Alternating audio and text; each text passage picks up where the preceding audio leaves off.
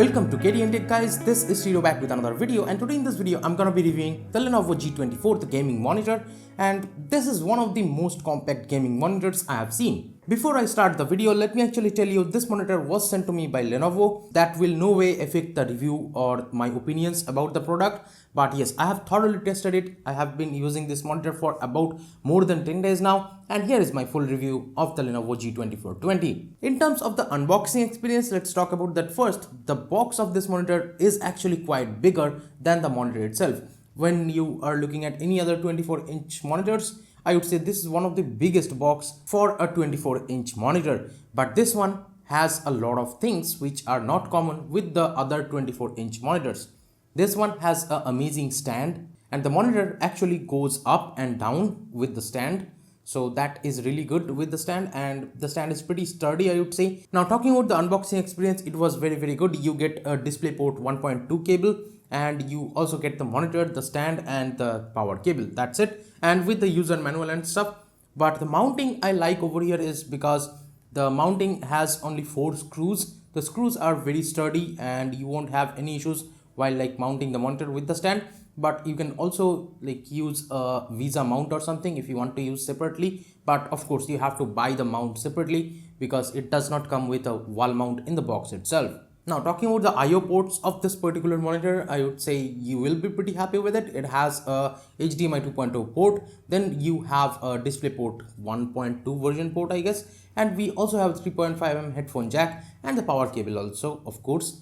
Now talking about the physical overview, I would say the plastic quality of this monitor is very good, and everywhere you might find plastic, but this is a very good quality plastic the monitor is made out of, and the stands is metal, but otherwise everything is almost plastic. So yeah, I would say 90% of the plastic parts are very good quality plastic, so you should not worry about the build quality of this monitor. But let me tell you where I'm coming from. Well, I use a LG 32-inch monitor, 32-inch 144Hz gaming monitor on a daily basis, which is not here. I just moved it because it's pretty big and it's almost impossible to have it in my desk while having these two monitors. So here, this is the Lenovo G24 monitor, and beside that is the BenQ GW2480. That is also a 24-inch monitor, but this one is 23.8 inch to be precise. So I have been using these dual monitor setup, of course, and I usually use a dual monitor setup but with a bigger 32-inch gaming monitor. But this one is tiny, but it is actually very compact. If you're looking for a very compact PC or laptop setup, I would say this monitor will be one of the most perfect experience that you will get. The colors again are just amazing on this. I'll talk about it later on. So first of all, let's talk about the refresh rate. Well, I already have used the 144Hz LG monitor, as I told you. So that's why I have a very fast kind of monitor experience or gaming monitor kind of experience. But here, this one is even better. It has 165Hz refresh rate. So that really makes your gaming experience amazing. If you have a really beefy good GPU, you will get very good quality experience with your games. Well, here I have played only Valorant, and with that my experience was amazing, and I have a GTX 1070 over here which handles Valorant over 300 FPS in 1080p, so that should be pretty good. But I usually lock the FPS at 170 or 180 because I don't want the GPU to get heated up a lot. So I would say with even locked 170 FPS I have played over here Valorant. The gaming experience was amazing, and yes, I have seen a lot better experience with the monitor. But let me tell you, as this is a 23.8 inch monitor, the crosshair of your gaming experience won't be as good as a bigger monitor. So that is how it is. I am a big monitor person, so that's why I felt it's almost impossible to hit the target for first 5 days, I would say. So yeah, the things everywhere is pretty smaller on this monitor because I downgraded. But otherwise, if you are a laptop person and if you are gonna switch to a monitor, a little bit bigger monitor, but your setup is very compact, well, if you ask me how compact, let me tell you how much space it takes on your desk. So when you put this monitor all the way down, then it goes this much flush towards the desk, and the total height from the desk itself, from the top of the monitor, I'd say the total height when you push it all the way down is 15 inches. That is how low this monitor can get. And when you push it upwards, all the way upwards, then it only goes up to 20 inches. So I would say this is a very compact kind of setup that you will get over here. And if you don't have a lot of space on top or something of your setup, then this will be one of the most perfect thing that you should get.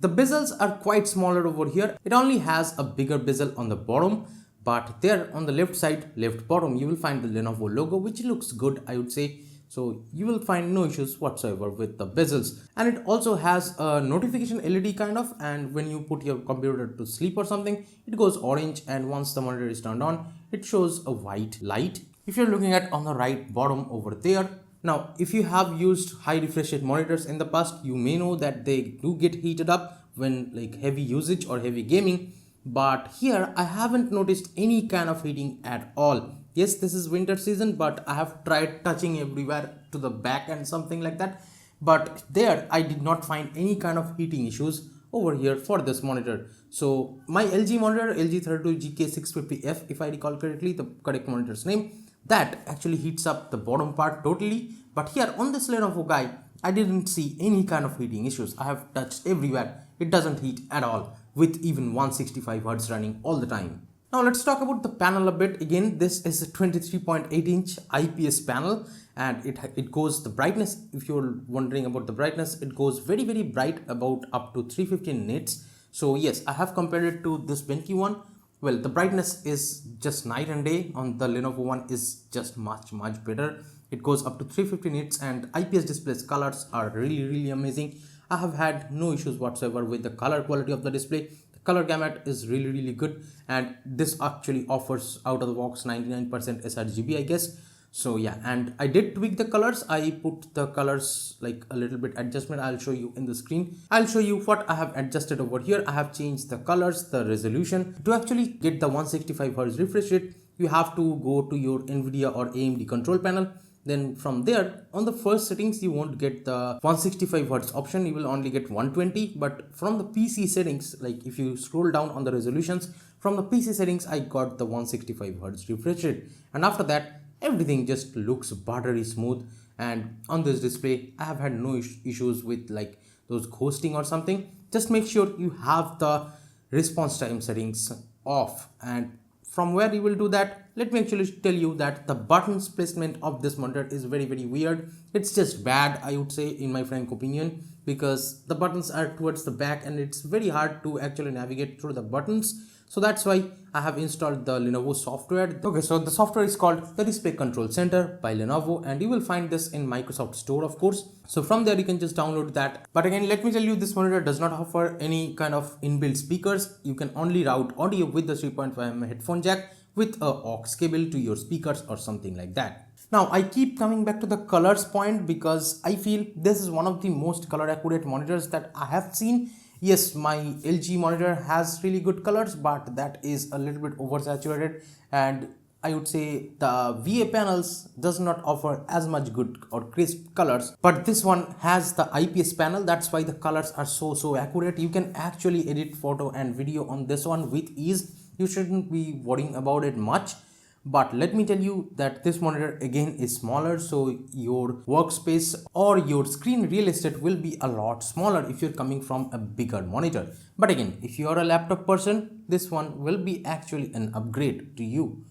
Again, if you have a compact setup, then only I will suggest going for this one. Otherwise, you can go with the 2720 or something like that. I don't recall, but this monitor has a 27-inch version, so you can go for that one. I'll link everything in the description down below. You should not worry about the links. If you're buying the monitors, I would suggest do use those links because that will actually help my channel out. Now let's talk about the stand a little bit. Well, the stand is very sturdy, and it is actually a lot better when you compare to the other monitor stands, because if you push it up like accidentally on your desk, it doesn't move around.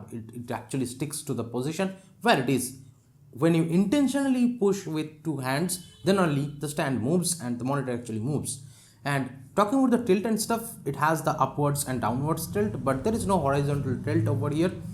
But again, you can push the monitor upwards or downwards. And one thing which I noticed is very weird with this monitor is on the stand, on the top part inside, if you're looking at from this B-roll right here, well, I would say this part is very flimsy. I was actually like, I accidentally touched it, and I would say when I pushed a little bit with my fingers on this part of the stand, I would say I was very worried about it, because if you push it really hard, this plastic part is very flimsy and it actually may break, it feels like. So I would say Lenovo should have provided a little bit of metal kind of support behind this part. So that's how I feel. Well, this is not actually a part that you will touch with daily using the monitor, but otherwise I would say when you are putting like from one place to another, I would not recommend you pushing on this part very much. I would say stand overall is amazing except for this top inside part.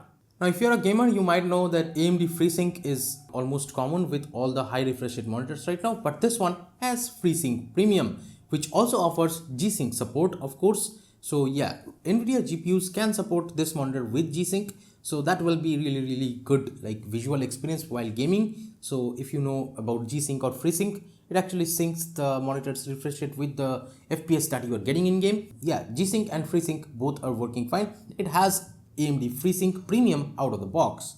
Now I think I have covered almost all the aspects of this monitor, but still if you're confused, who is this monitor actually for? Well, if you are someone who owns a laptop, or if you're someone who owns a PC, which like on the desk you don't have much space, you might have something on the top of your desk. So if you have those kind of shelf kind of desks, I would say this is one of the like best monitors that you can get for your setup. And yes, if you're a gamer, this is one of the best choices that you can get under 20,000. I would say if you're looking for a 24-inch gaming monitor, this is a 24-inch 1080p IPS, 350 nits brightness and 165 Hz refresh rate it comes with. So these points really makes this monitor stand apart. And not only the specs, I have looked at the display, I have used the monitor as my daily usage, I have edited videos on it, I have edited photos on it, I have played a lot of Valorant on it, and still my experience was amazing with this monitor.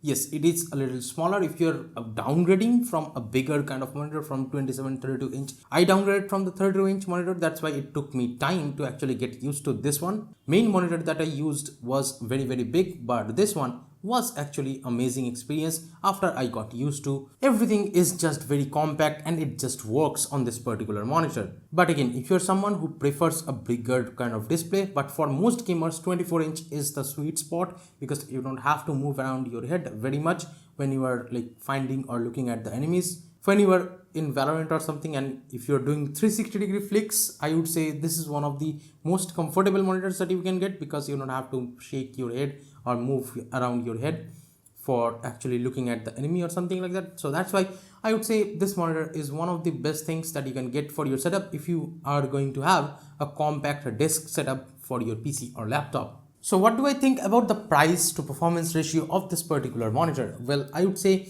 the price to performance is a little higher when I see it, because when I bought the previous monitors, this BenQ one I bought for 9,500 rupees, I remember.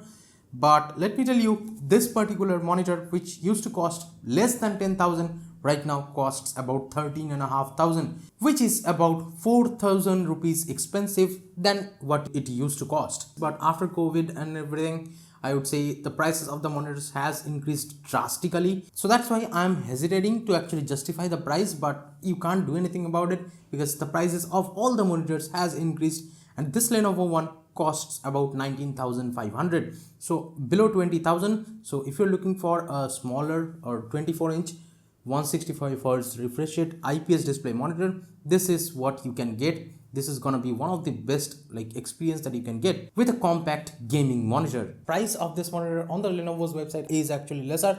You can get it for 18,000, whereas in Amazon it is listed at 19,500. So yeah, if you're getting this monitor, I will recommend you guys getting it from the Lenovo's website, because there you will get more discounts. Yeah, if you still want to get it from Amazon, again links are in the description.